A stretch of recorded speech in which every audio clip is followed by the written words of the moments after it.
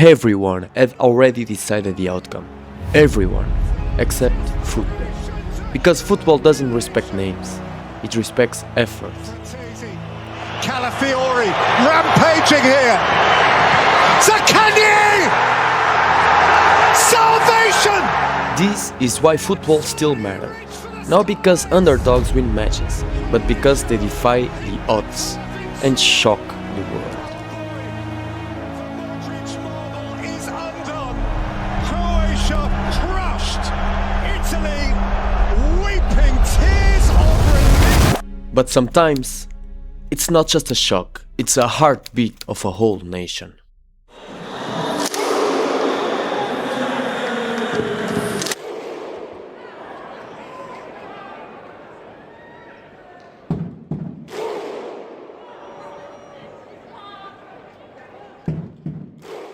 To understand the scale of what happened in 2016, you have to look at the numbers. England's Premier League is a multi-billion-dollar machine. Iceland, their manager was a part-time dentist. Their goalkeeper was their film director. Their training ground? Mostly indoor domes, because for half the year their land is buried under ice.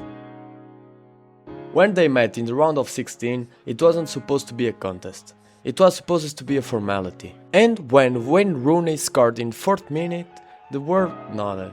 The giant had woken up. But Iceland didn't blink. 2 minutes later, they answered. They didn't play like a team afraid of ghosts. They played like a team that had nothing to lose and a whole culture to defend. Now Sigurdsson! England knew all about the long throw, but they couldn't stop it. 1-1. By the 18th minute, the unthinkable happened. Sigurdsson's shot trickled past Joe Hart, and suddenly, the air in the stadium changed. Couldn't keep it out. You could see it in the English players' eyes, the weight of expectations, the fear of the headlines, and you could see it in the Icelanders' pure, unadulterated belief. You're in this to test yourself, and it's going to be a big test for us tomorrow, but we're ready for it.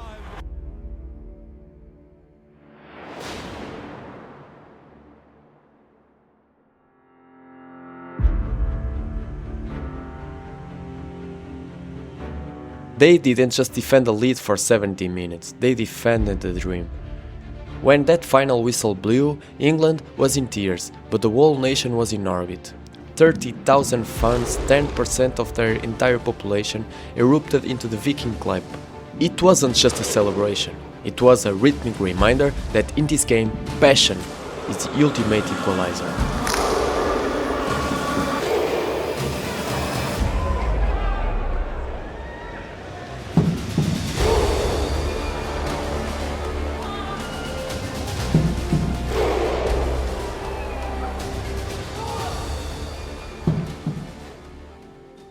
But if Iceland was a roar, Greece in 2004 was something else. It was a cold, calculated silence. Before the tournament, the odds for Greece to win were 150-1. They were the guests who weren't supposed to stay for dinner. No superstars, no joga bonito, just a German manager, Otto Reganel, and a group of players who turned discipline into a weapon. They didn't win by outplaying their opponents, they won by outlasting them. They silenced Zidane's France. They frustrated Nedved's Czech Republic.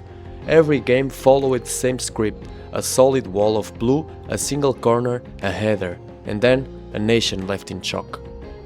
Then came the final, Lisbon, a stadium dressed in red, ready to crown a teenage Cristiano Ronaldo and a golden generation of Portuguese talent. The party was planned, the trophy was engraved in everyone's mind.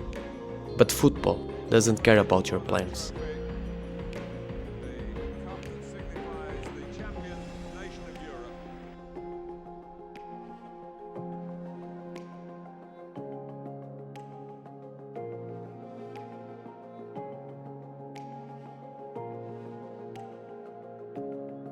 "50-70 minutes.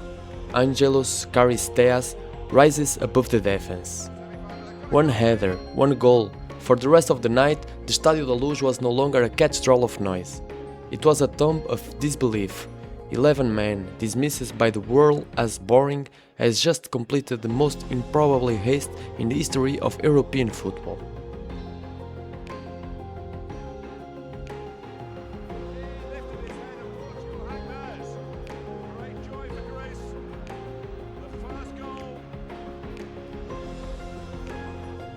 But even the stories of Greece and Iceland have a logic. This defies everything we know about the world.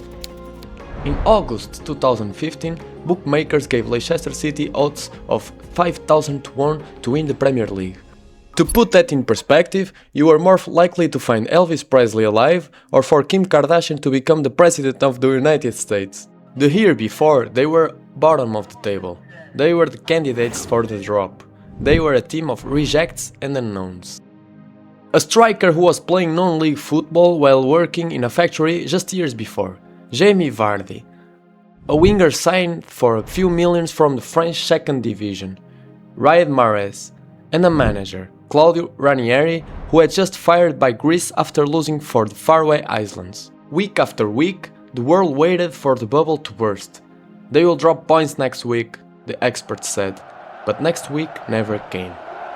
They didn't just compete with giants of Manchester, London and Liverpool. They looked them in the eye and walked over them.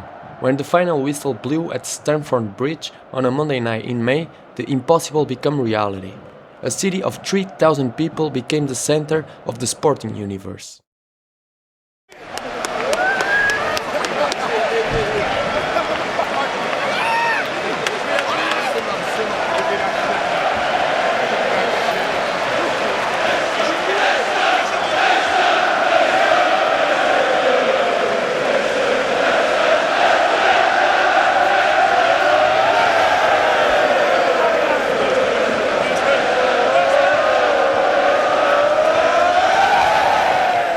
It was the greatest underdog story ever told, not because they had the best players, but because they had the perfect spirit.